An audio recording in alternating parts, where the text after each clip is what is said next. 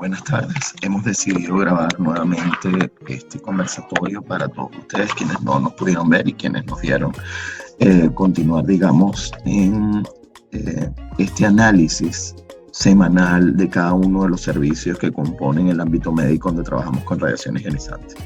Normalmente cuando dicen que va a venir un físico a hablarnos sobre protección radiológica, uno se imagina cosas como las que vemos acá en la presentación. Sí, venimos a hablar un montón de fórmulas, un montón de cosas bien complicadas y no es para nada la intención. La idea es que analicemos desde lo más práctico, que podamos analizar cuáles son las posturas, las medidas y los principios de la protección radiológica aplicados en cada uno de los servicios, en cada una de las áreas que atendemos con radioimagenología, con medicina nuclear, con radioterapia, y así ir avanzando progresivamente a lo largo de estos conversatorios.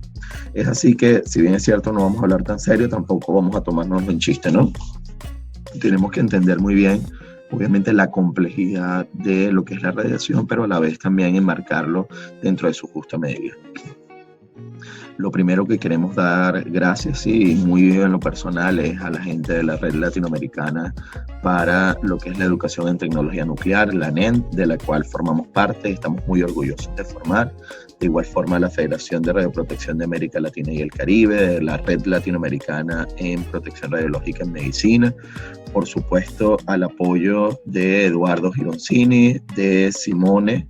Sí, muchísimas gracias por todo el apoyo. De igual forma, Carlos Ubeda allá en Chile. Creo que poco a poco vamos desarrollando, digamos, estas redes de apoyo y de ayuda a todos aquellos que quieren y que trabajan día a día por la protección radiológica. Y por supuesto, muchísimas gracias a todo el equipo de Serovca que ha hecho posible la realización de este conversatorio. Así pues, vamos a comenzar con el tema de la protección radiológica en mamografía. Normalmente a mí me gusta, para hablar del tema de la protección radiológica en esta área, comenzar con algunas imágenes que son un poco fuertes, pero que además de esa manera podemos entender la complejidad de lo que estamos avanzando. Pero antes de eso, también teníamos que conversar el tema de que, obviamente, los desarrollos tecnológicos en radiología han permitido, digamos, un sinfín de memes y de imágenes bastante graciosas. Sin embargo, tenemos que comprender que para la evaluación de la mama no podemos hacerlo con una imagen como esta, ¿sí? Con una radiografía de tórax como esta, mucho menos con un equipo como el que plantea este señor acá, ¿sí? Si bien es cierto, no utiliza radiación, obviamente no es lo que queremos, pero lo que sí estamos muy seguros y estamos muy de acuerdo es en el desarrollo de las nuevas técnicas, es decir, en el ultrasonido 3D, en el caso de la mamografía, de la tomosíntesis y de la resonancia magnética mamaria. En cualquiera de estos casos, por supuesto, nos permite tener una visión mucho más amplia de lo que es la mama y de forma, digamos, directa, una mejor evaluación y caracterización de la misma y de las posibles lesiones. Sin embargo, también tenemos, por supuesto, el avance de la medicina nuclear, ¿sí? Con el caso del PET, ¿sí? Para lesiones un poco más complicadas a la hora de identificar lesiones. Sin embargo, también tenemos el PEM, o la mamografía por emisión de positrones. En estos casos, si bien es cierto, tenemos una visión funcional de la mama. Obviamente no lo podemos aplicar de forma estandarizada y como una especie de screening, por supuesto que no. Está muy focalizado, muy bajo porcentaje de pacientes que pudieran beneficiarse de este tipo de técnicas, pero sí es importante conocer que tenemos una gama innumerable de técnicas que nos permiten apoyar y evaluar a la mama. En el caso de nosotros, tenemos un curso de 3 días donde hablamos sobre visiones de la mama. Ese es un curso en donde abordamos cada uno de estos puntos. Sin embargo, nos vamos a concentrar en este conversatorio solamente en el caso de la mamografía. Ahora bien, ¿qué ocurre? Por supuesto, cuando las lesiones ya las conseguimos en estadios más avanzados, obviamente tenemos que llegar a escenarios como este, es decir, donde ya la paciente amerita radioterapia, amerita obviamente cirugías, quimios, radios, y por supuesto es lo que no queremos. Queremos tratar de identificar las lesiones en los estadios más tempranos posible, de manera tal de afectar lo menos posible la calidad de vida de esa paciente. Y es lo que tenemos que estar con muchísima esfuerzo y luchar en cada uno de estos escenarios en donde se nos presenta. Obviamente, si la radioterapia o la braqui o la radioterapia con la quimio puede ser complicada desde el punto de vista psicológico, etcétera, emocional, evidentemente el tema de la braquiterapia es aún más. Y aquí lo vemos con un Phantom, pero imaginémoslo ahora sí en una paciente. Y me gusta comenzar por acá porque las pacientes no son un número, no es un apellido o un numerito que veo en el PACS y entonces voy a informar, o es un numerito que yo sencillamente voy pasando y pasando y siguiente, porque lo que me interesa es salir de la mayor cantidad de pacientes. No, cada paciente está allí con la posibilidad y con la duda de tengo o no tengo cáncer. El caso de la mamografía es una de las técnicas con mayor impacto desde el punto de vista psicológico y tiene que ver precisamente con eso, es decir, con el hecho de no saber contra qué se está enfrentando esa paciente. Y si esa paciente además viene con una carga emocional de que tiene algún familiar con antecedentes, evidentemente pudiera aún con mayor ahínco tener entonces una mayor carga emocional, por lo cual es necesario que lo tengamos siempre en cuenta. Obviamente la braquiterapia, por supuesto, que tiene una técnica bastante avanzada en términos del análisis, en términos de los cálculos, por supuesto que podemos brindarle el mejor tratamiento. Sin embargo, no queremos llegar allí y mucho menos queremos llegar a esto que ustedes ven acá. Ahora, si no queremos llegar acá, tenemos que entender que cada vez que una paciente llega a un mamógrafo, está llegando a una situación, en muchos casos, de no retorno. Y se los digo porque en muchas de nuestras ciudades, en muchos de nuestros países, debido a la escasez de recursos, a la escasez de equipamiento actualizado, muchas veces, bueno, con la mamografía tienen que proceder a la cirugía, o con la mamografía tienen que proceder porque a veces no hay ni siquiera lugares en donde se puedan realizar las biopsias, o múltiples casos que ameritan que seamos muy delicados, muy específicos en lo que son los controles de calidad, en la verificación de los parámetros técnicos y en comprender que la protección radiológica en mamografía comienza no con la técnica que vayamos a colocar, sino con la comprensión de a dónde llega este estudio. ¿Por qué es tan importante que nosotros seamos tan exigentes con el tema de la compresibilidad para el control automático de exposición? ¿Por qué es tan importante la escogencia de nanofiltro y que además esos parámetros, si lo hacemos de modo automático, el equipo responda adecuadamente? ¿Por qué es importante que la paciente no se mueva, que yo comprima bien, el buen posicionamiento? Todos estos factores que parecen meramente técnicos tienen un basamento desde el punto de vista biológico. Y es parte de lo que vamos a conversar hoy acá.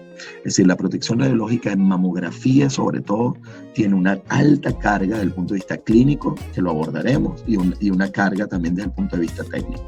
Trataremos de hacerlo lo más homogéneo posible, de manera tal de que sabemos que tenemos médicos, técnicos, enfermeras, y obviamente lo que queremos es que cada uno de ustedes se sienta representado, que no se sientan coartados. Cualquier duda, por favor, háganlo con toda la confianza del mundo a través de los comentarios.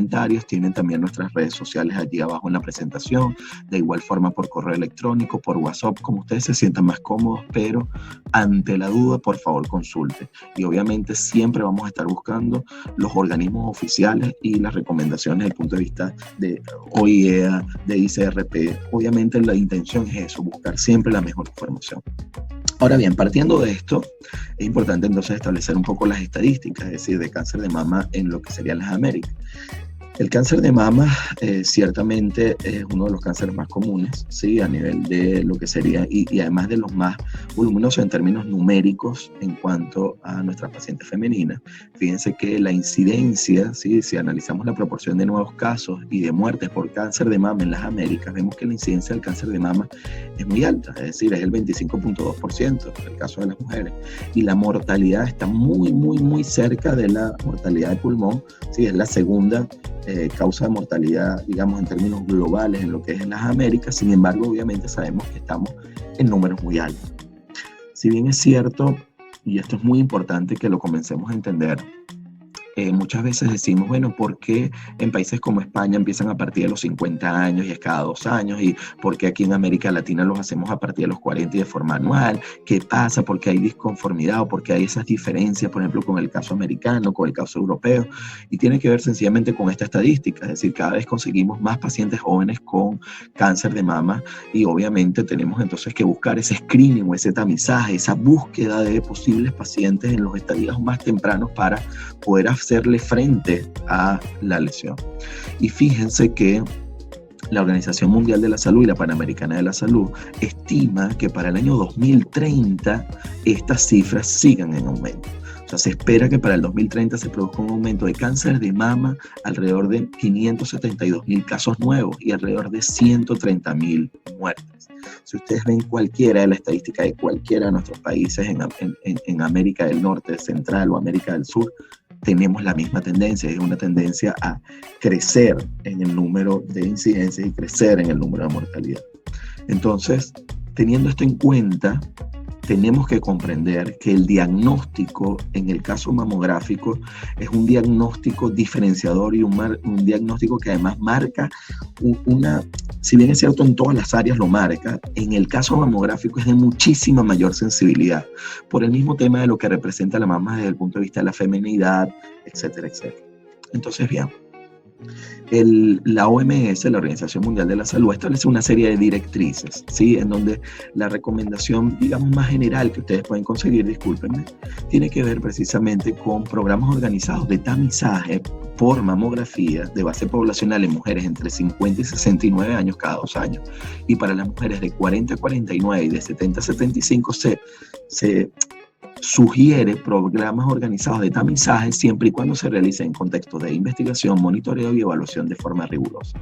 Entonces, ¿qué ocurre acá?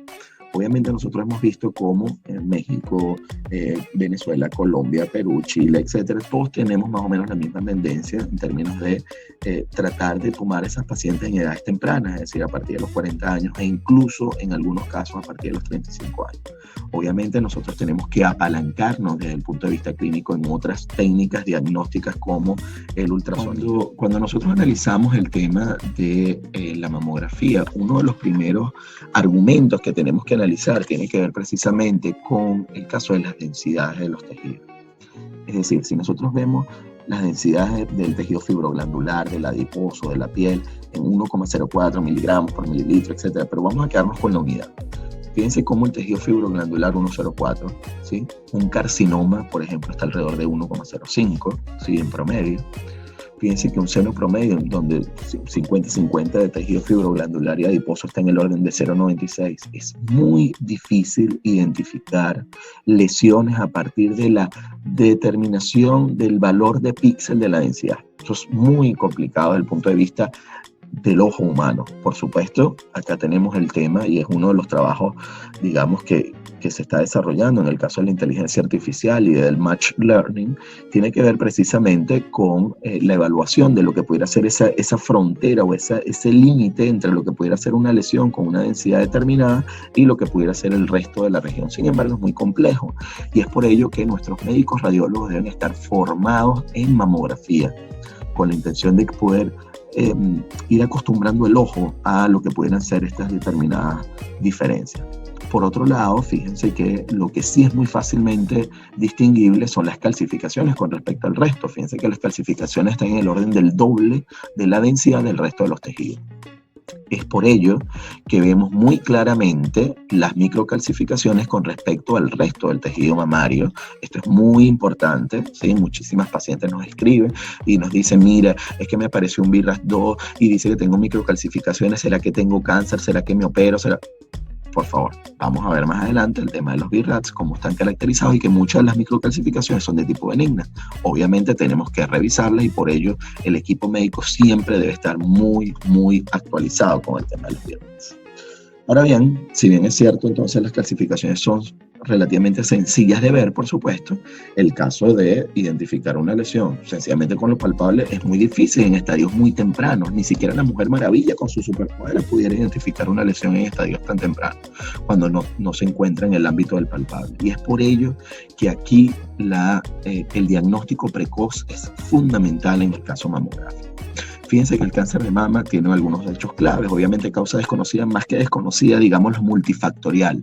Una enfermedad como el cáncer es una enfermedad multifactorial, tenemos algunos factores de riesgo, sin embargo, no significa que teniéndolos todos, la mayoría me va a dar, o no teniéndolos, no me va a dar. Los tratamientos actuales no modifican la tasa total de mortalidad en números grandes y es una enfermedad progresiva, obviamente está localizada en la mama previo a ser sistémica. Ahora, la oportunidad diagnóstica, y es allí uno de los puntos claves del caso mamográfico, es que la anticipación es crítica. En los cánceres menores a 1 centímetro tenemos una tasa de sobrevivencia de 12 años en el 95% de los casos. Esto quiere decir que si nosotros lo conseguimos en estadios menores a cuando tenemos 1 centímetro de diámetro, nosotros podemos estar entonces 12 años libres de enfermedad. Técnicamente casi 9 de cada 10 pacientes pudiéramos estar de esa manera. Entonces, ¿qué pasa? Si esto lo complementamos con la siguiente gráfica, que para mí es una de las más importantes cuando vemos el tema mamográfico, siempre lo digo, tiene que ver precisamente con el tiempo de duplicación aproximada de una lesión en mama.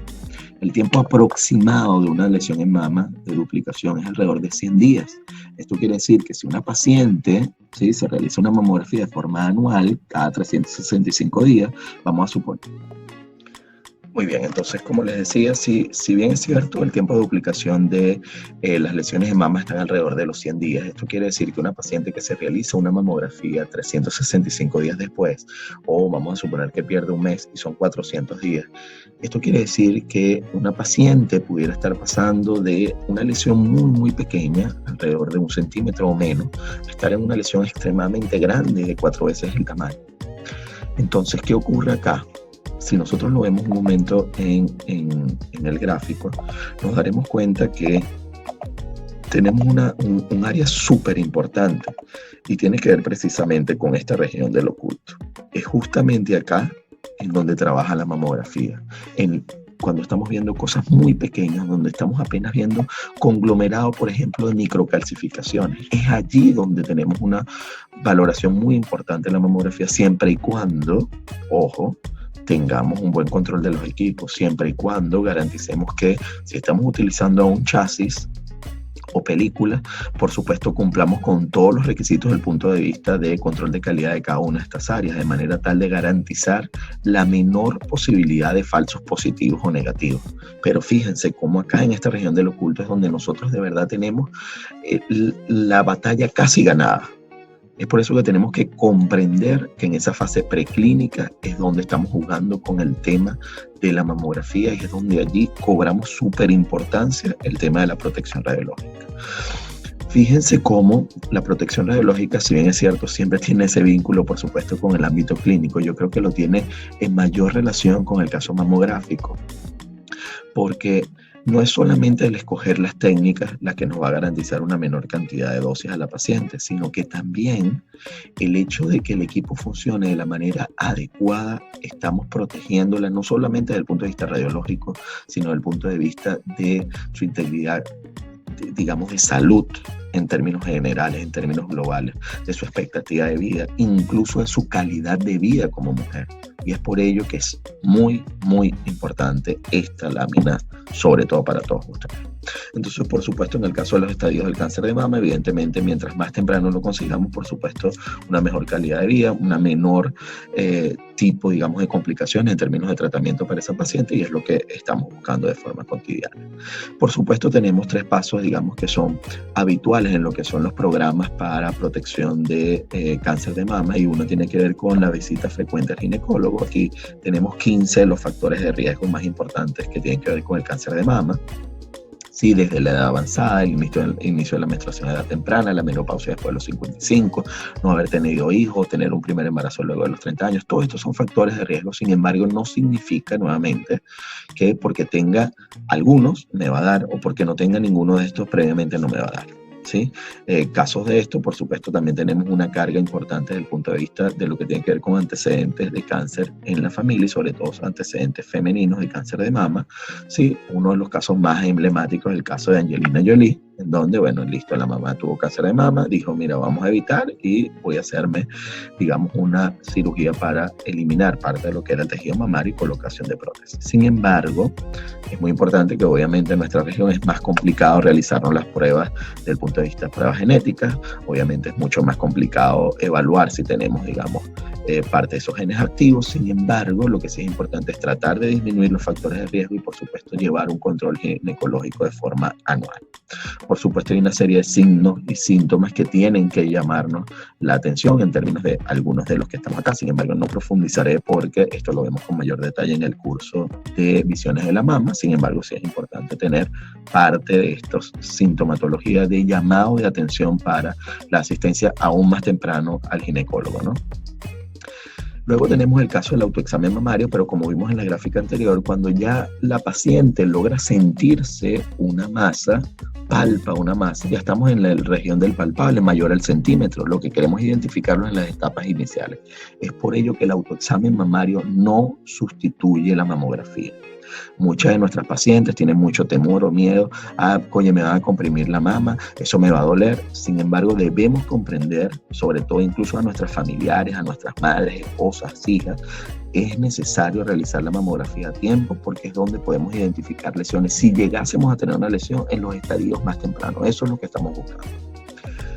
Y por supuesto, la mamografía al año, una mamografía al año, que, digamos, complementando estas tres áreas, tenemos un programa de forma bien sólida para lo que es el diagnóstico del cáncer de mama.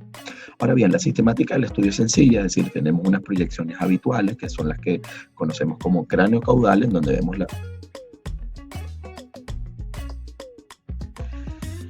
En relación a la sistemática del estudio, tenemos entonces lo que tiene que ver con las proyecciones habituales, la craneocaudal y, digamos, la vista que nos permite ver desde arriba la mama, y las medios laterales oblicuas que nos permiten las angulaciones para poder hacer una valoración integral de la mama. ¿Sí? Tenemos una estructura tridimensional, obviamente a partir de dos planos, ¿sí? de dos proyecciones planares, entonces podemos tener una visualización de manera integral de la mama. Y evidentemente eso corresponde o conlleva un análisis radiológico, una evaluación clínica imagenológica, pero fíjense bien, esto sigue siendo, y es muy importante repetirlo hasta el cansancio, la mamografía sigue siendo el gold estándar en el screening del CA de mama.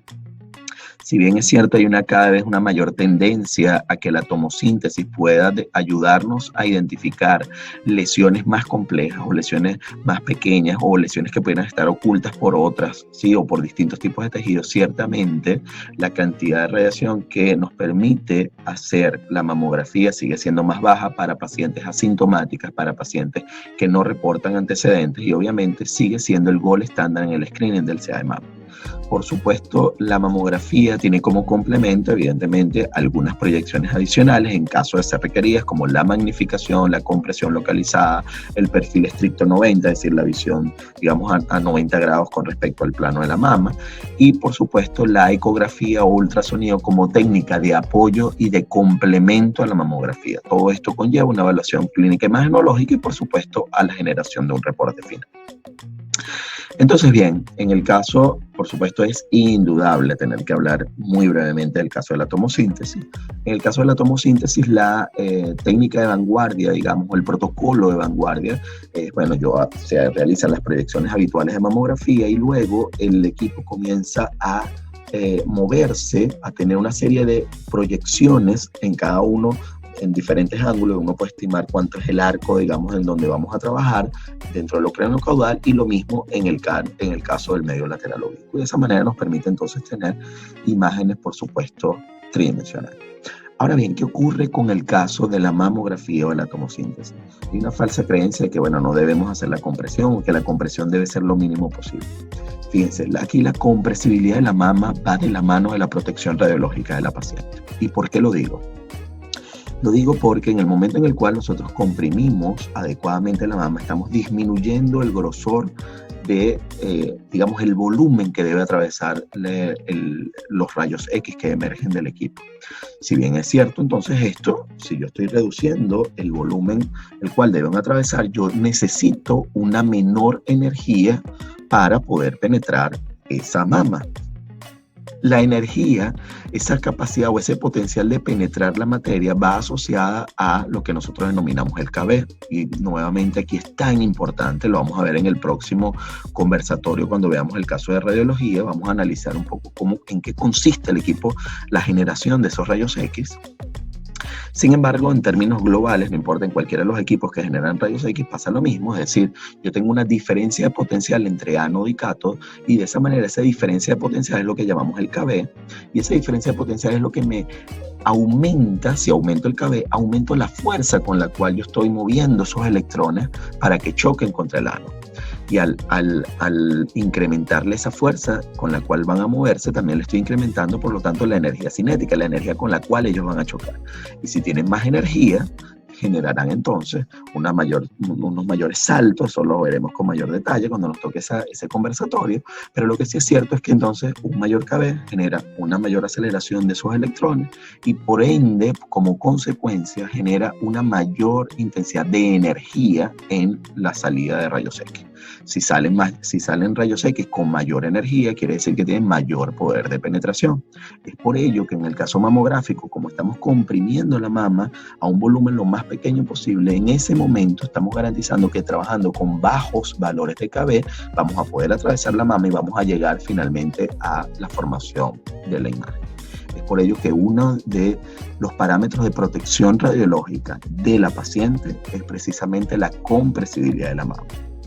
Adicionalmente, tenemos dos ventajas adicionales con el tema de la compresibilidad. Uno tiene que ver en cómo se posicionan las microcalcificaciones ante la compresión o la masa ante la compresión, y luego después lo puede verificar la médico radiólogo con el caso del ultrasonido. Y adicionalmente nos permite que no haya movimiento durante el estudio. Entonces, todos estos factores nos garantizan una buena calidad diagnóstica para que la mamografía pueda efectuarse de la mejor manera para la paciente. Sin embargo, debemos tener muy en cuenta, para que nosotros los caballeros más o menos tengamos una idea de la sensación, es como que si nos hicieran una testiculografía. ¿Sí? Entonces, obviamente no es que es agradable, ¿sí? Pero es necesario.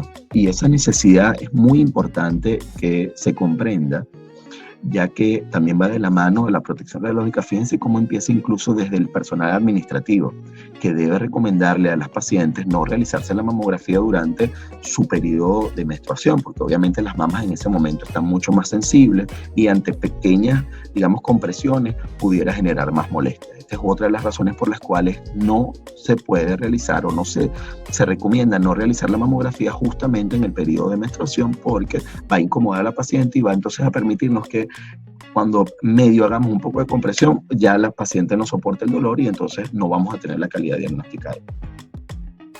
Evidentemente, otro de los factores muy, muy importantes es el caso de los BI-RADS. Esta es la última actualización del caso de los BI-RADS del 2014. Fíjense cómo se ha cambiado un poco el tema de cómo hablábamos de la composición mamaria, ¿sí? En términos, bueno, dependiendo de cómo lo estábamos mencionando en escalas anteriores con respecto a esta. Sin embargo, el tema de las masas, de la asimetría, de las calcificaciones, aquí lo tienen, ¿sí? Y por supuesto un ejemplo de los diferentes, digamos, tipos de patrones de densidad mamaria que nosotros podemos identificar acá.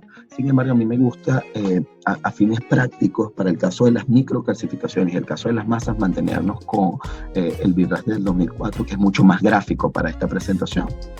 Y tiene que ver, fíjense que hay muchas patologías en el caso de masa, ¿sí? Patologías de tipo benignas, donde son ovaladas, por ejemplo, con calcificaciones o ovaladas con grasa. Ello conlleva a un control habitual, ¿sí? De manera anual. Sin embargo, luego cuando ya tenemos dos masas, cuando tenemos algo nublillado, vamos a un control, digamos, semestral con una sugestibilidad de benignidad en un alto porcentaje. Sin embargo, es importante hacer el control semestral.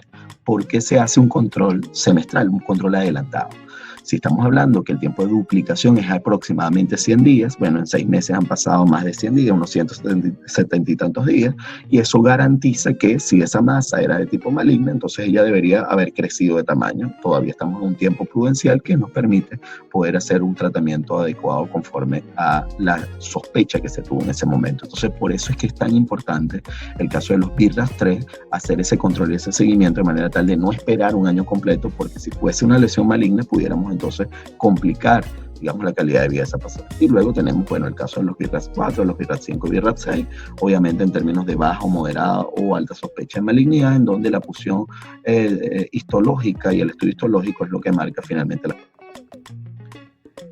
Muy bien, y así como tenemos entonces las masas, también tenemos el tema de las microcalcificaciones. En el caso de las microcalcificaciones, que Fíjense la cantidad increíble de calcificaciones de tipo benigno, en donde estamos en un BIRAT de tipo 2, en donde el control es habitual. Obviamente el BIRAT 1, donde la mama es normal y no tiene ningún tipo de microcalcificación. Sin embargo, fíjense que hay muchísimas microcalcificaciones de tipo de patología benigna.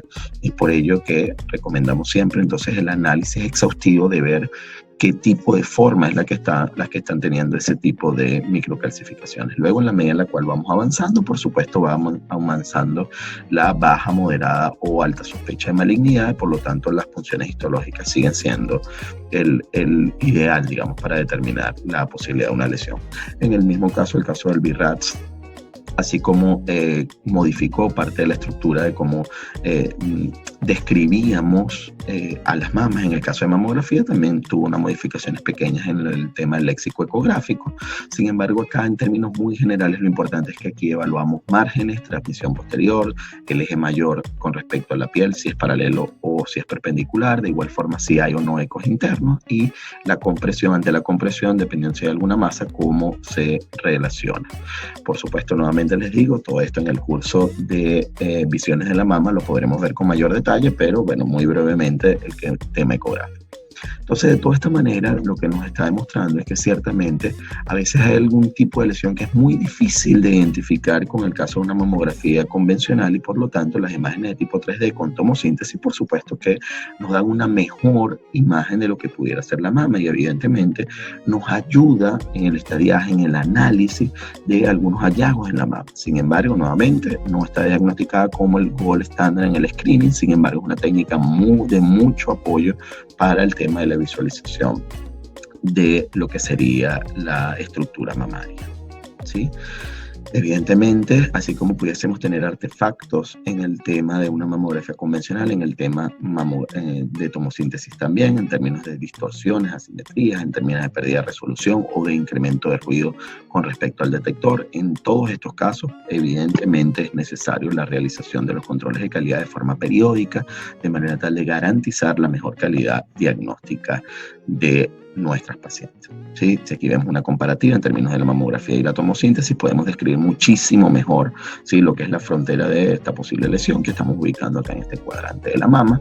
Evidentemente, en el caso mamográfico es muy complicado verlo determinado a simple vista con la mamografía. Sin embargo, con otras técnicas de apoyo siempre es muy importante, digamos, apalancar.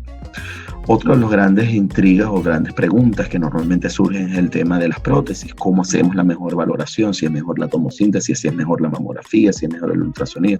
Al final, por supuesto, una de las mejores técnicas a fin de analizar la integridad de la prótesis, evidentemente, es la resonancia magnética.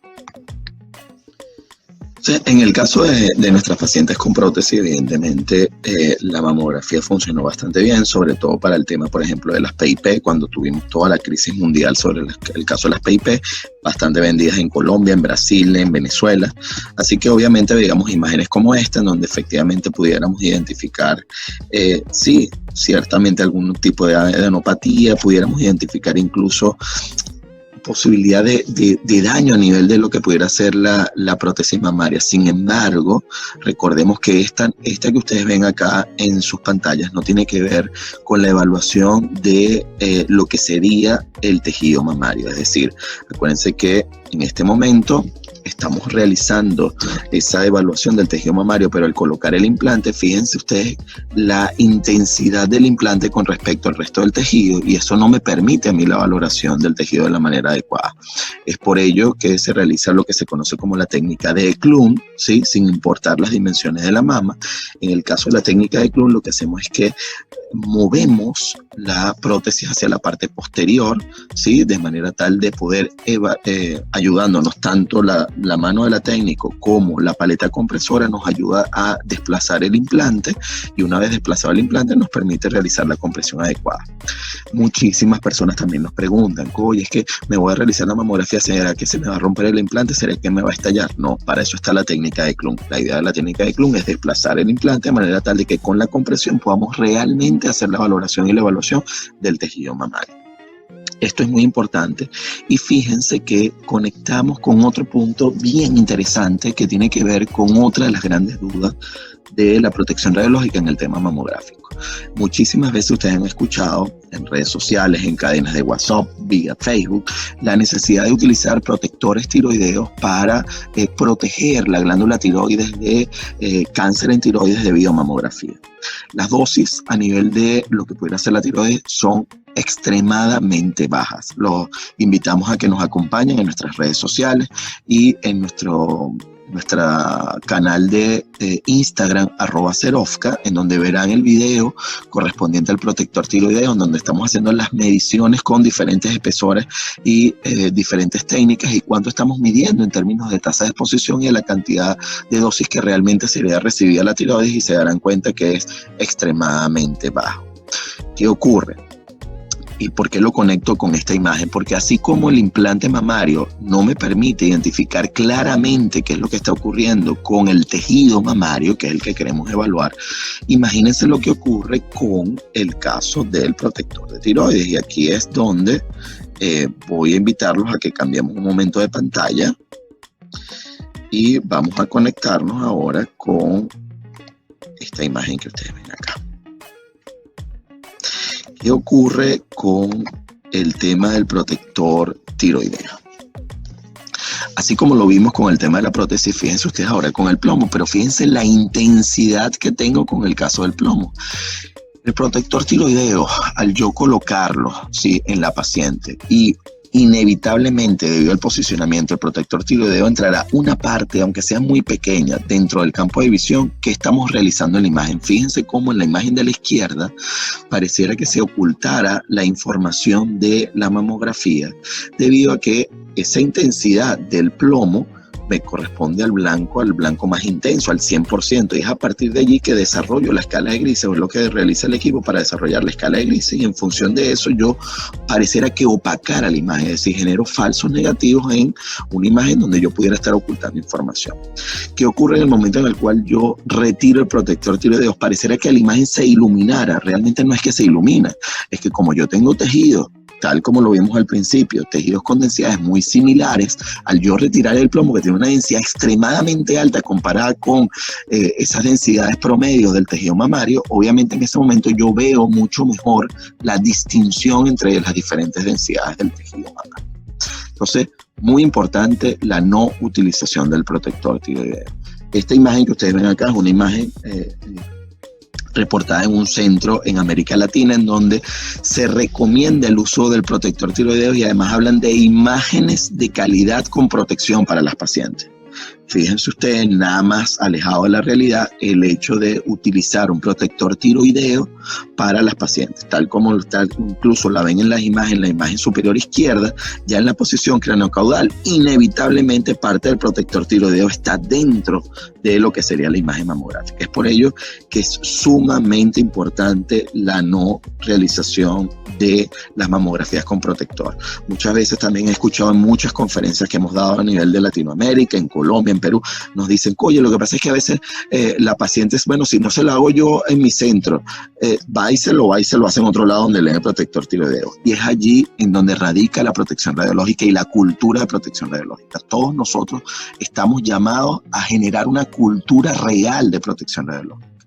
Ciertamente los protectores nos ayudan, e inicialmente uno pudiera pensar, bueno, mira, es preferible yo usarlo y así minimizo el riesgo de poder llegar a provocar un cáncer radioinducido en 30 años. Sí, eso es lógico pensarlo. Sin embargo, la protección radiológica no es un gris, no es un blanco o negro, es una escala de grises.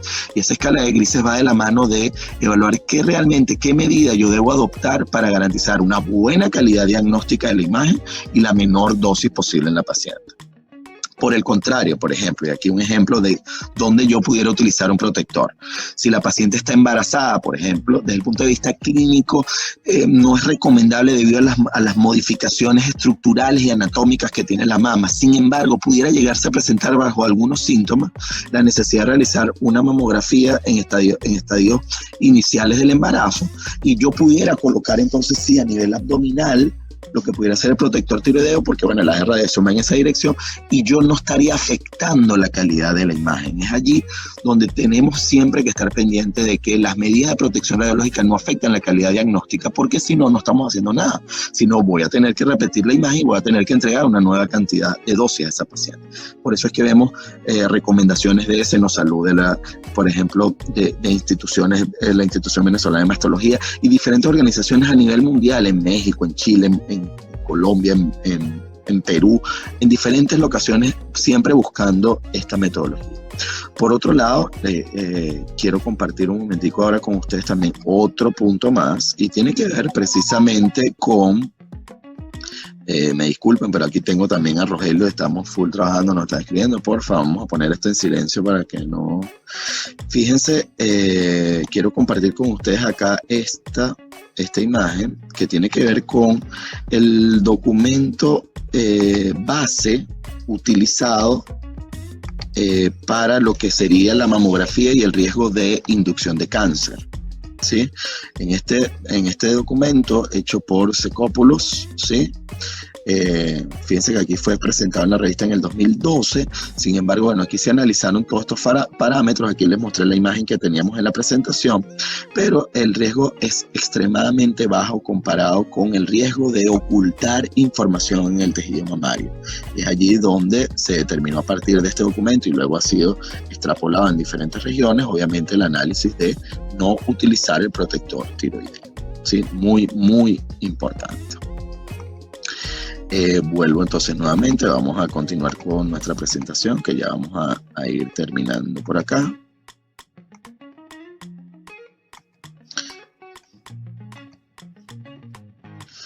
Entonces, bueno, volviendo al tema de las prótesis, obviamente la técnica de CLU nos permite evaluar de manera integral lo que es el tejido mamario.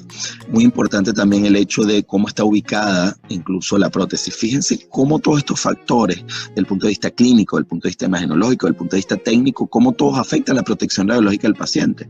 Fíjense que la colocación suprapectoral de la prótesis puede ocultarnos hasta un 23% de la cantidad de información que pudiéramos estar recuperando en la mamografía. Y hay otras literaturas, por ejemplo en el caso de los portugueses, que señalan hasta un 30% de información perdida con la colocación de la prótesis de manera suprapectoral, ya que bueno, por mucho que lo queramos empujar, obviamente va a haber un área en donde no vamos a poder evaluar. Por otro lado, con la colocación retropectoral solamente perdemos alrededor de entre un 6 y un 8% de información de todo el tejido mamario, y por lo tanto la mejor recomendación para nuestros cirujanos estéticos es por supuesto la colocación del implante de manera retropectoral, de manera tal de evaluar de manera integral a la paciente durante los años que restan. Sí, un ejemplo, por ejemplo, del caso de la resonancia magnética, en donde vemos, sí, maravillosamente cómo el doblez, por ejemplo, de la prótesis o rompimiento de parte de la prótesis, todos estos son factores importantes para la valoración del tejido mamario con prótesis mamaria. Es así como luego de haber visto todos estos factores en el caso, digamos, más biológico de lo que sería la protección radiológica en el caso mamográfico, también tenemos el reto de la mamografía desde el punto de vista técnico, y tiene que ver con maximizar los contrastes, con maximizar o aumentar la definición y la resolución, y por supuesto incrementar la confiabilidad, siempre disminuyendo lo que es el ruido en la imagen y por supuesto la dosis a la paciente. Es así como aquí pasamos a uno de los temas más importantes también, así como ya vimos el tema del kilovoltaje y cómo eso afecta el poder de penetración, y de allí la importancia de lo que es la compresión de la mama. Y de igual forma, así como es la compresión de la mama, obviamente si lo estoy teniendo en técnica automática, tengo que garantizar que el control automático de exposición funcione adecuadamente. Este es uno de los controles de calidad obligatorios que debemos realizar de forma periódica en todos nuestros equipos de mamografía y tomosíntesis. En el caso de la maximización de contrastes, sí, acuérdense que el contraste es la posibilidad de distinguir dos estructuras que tengan una densidad muy parecida. Entonces, si yo quiero definir mejor dos estructuras con un contraste muy similar, yo necesito entonces aumentar la cantidad de radiación que me va a llegar justamente aquí, ¿no? Yo tengo un tejido A, mi mano derecha, y un tejido B, mi mano izquierda, y tengo este espacio intersticial, digamos, entre estas dos zonas, que es la zona que necesito evaluar y que necesito incrementar para poder definir mejor la frontera de ambas regiones. Para poder incrementar esa definición en ese espacio intermedio lo hacemos a partir del miliamperaje.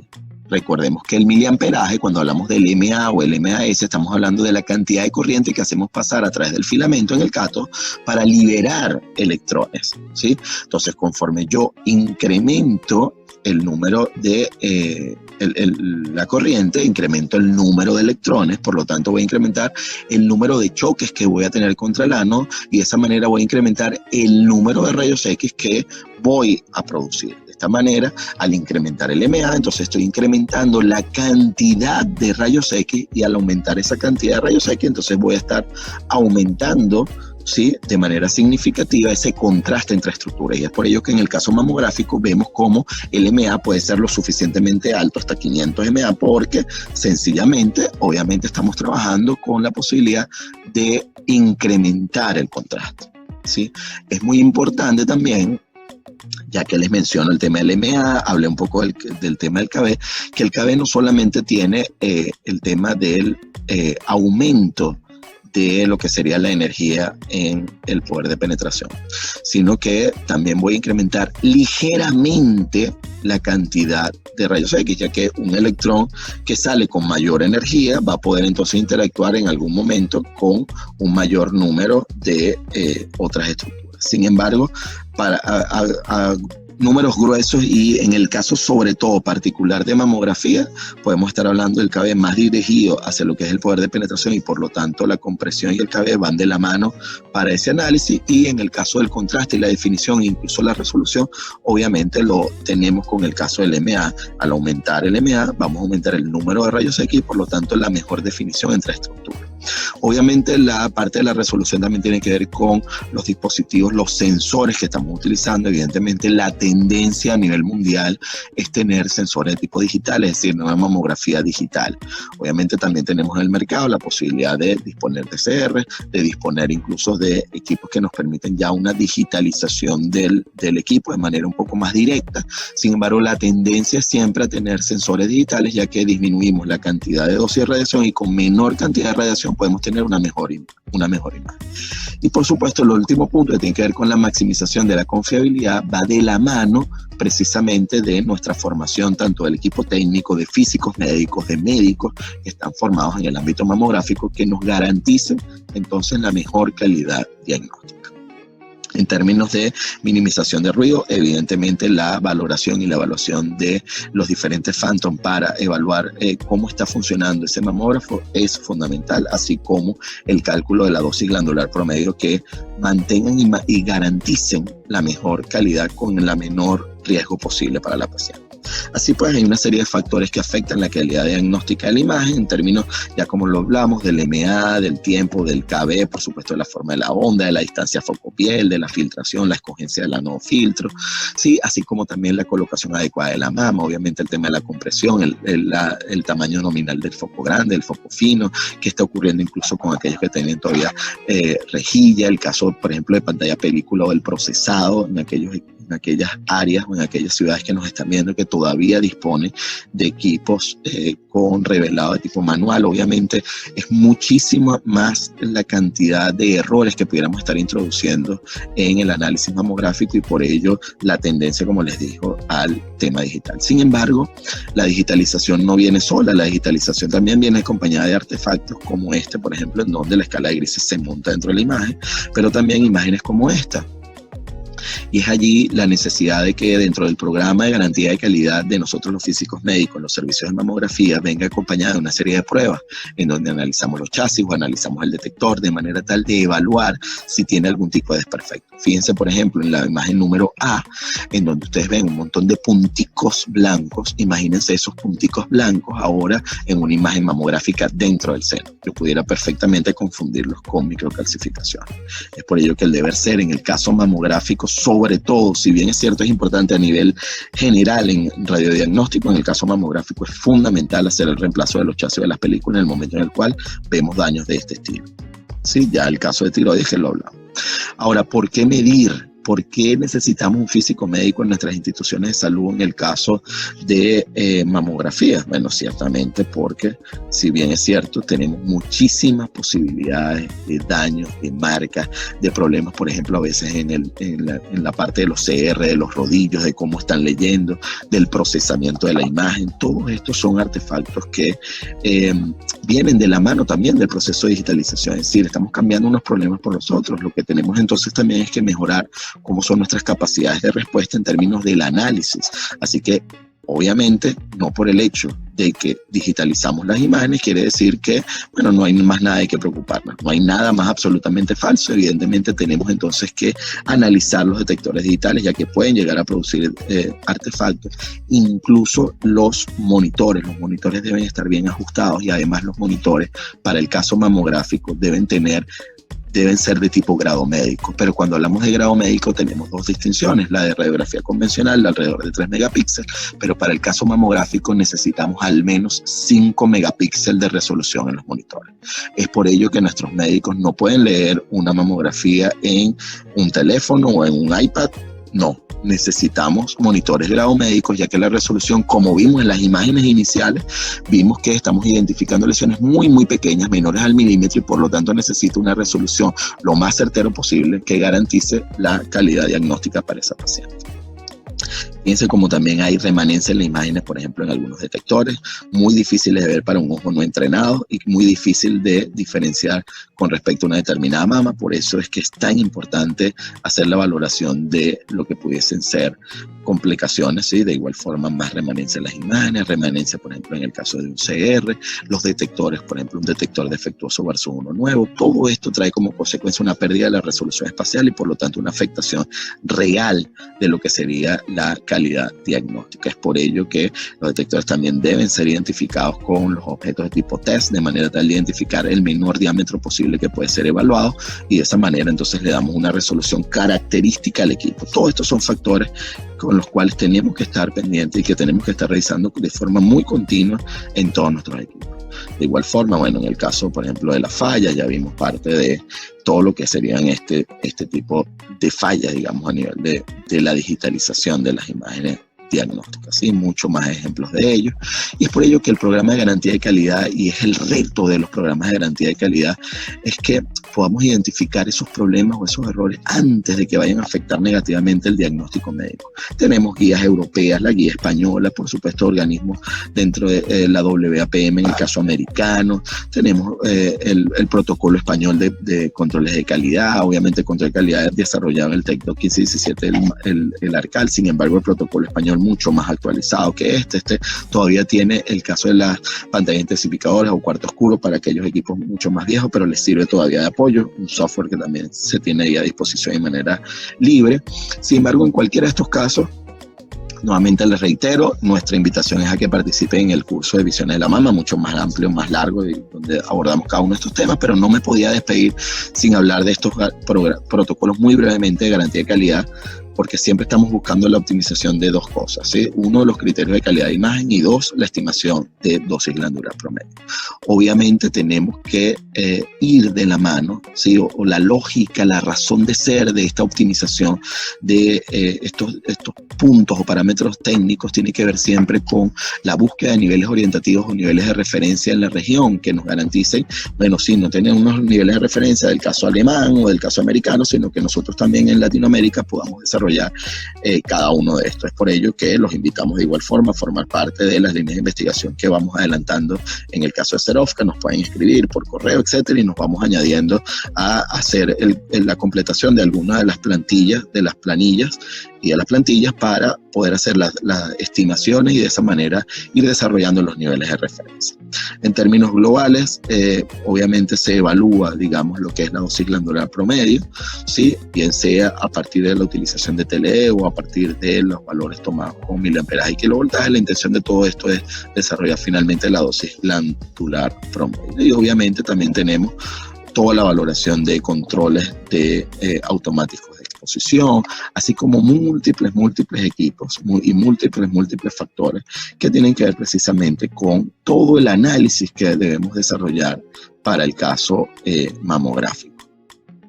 Sí, recuerden también el caso de la homogeneidad, por ejemplo, en el caso del detector, el tema de la exactitud y el espesor para el caso del control automático de exposición. Todos son factores que van dentro de lo que es el protocolo de garantía de calidad.